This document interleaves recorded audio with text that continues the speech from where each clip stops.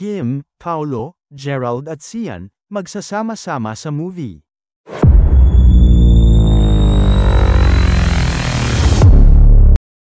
Kapit na mga kachismizan, dahil ito ang chikang inaabangan nating lahat.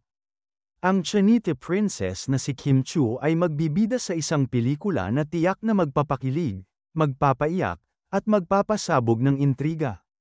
Pero ang mas nakakabaliw dito, kasama niya sa proyekto ang rumored boyfriend niyang si Paolo Avellino at ang kanyang dalawang ex-boyfriends na sina Gerald Anderson at Sian Lim. Ano na lang ang eksena sa set, di ba? Unang nagliyab ang balita tungkol sa tambalan nina Kim at Paolo nang gumawa sila ng kanilang unang serye. Ang fresh ng pairing, agad na kinilig ang mga fans. Ang chemistry nila, besh, hindi lang pang-screen, sabi nga ng ilan, parang may something real sa likod ng kamera. Dahil sa tagumpay ng kanilang tambalan, dalawang major networks ang nagkaisa para buuin ang proyekto, isang pelikulang pagsasama-samahin sina Kim, Paolo, Sian at Gerald. Ang lakas makadrama, ang sabi ng mga netizens na unang nakarinig ng tsismis.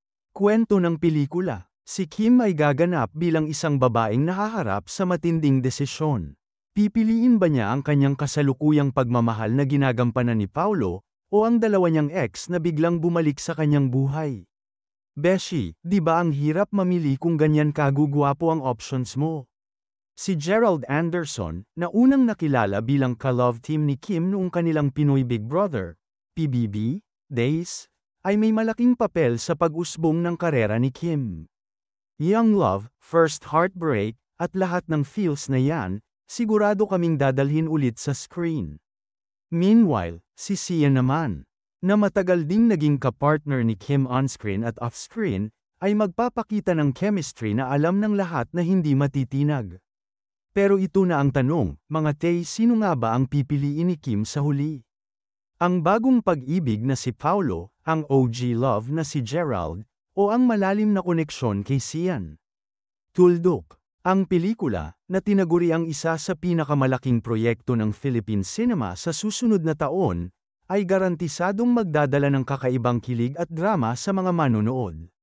Ang mga fans ng #Kimmerld, #Kimchi, at #Kimpao ay sabik nang makita ang chemistry ng apat na bigating bituin. Pero hindi lang para sa kanila ito, para rin ito sa mga naniniwala sa second chances, sa pagmamahal na hindi nasusukat ng panahon, at sa mga bagong simula. Ang production team ay tila may pasabog din sa likod ng kamera. Maraming nagtataka kung magkakaroon ba ng real-life spark sa pagitan ng alinman sa apat, lalo na sa pagitan nina Kim at Paolo na sobrang close sa isa't isa ngayon. Ang mga ganitong tanong ay dagdag intriga na tiyak magpapainit ng usapan sa social media.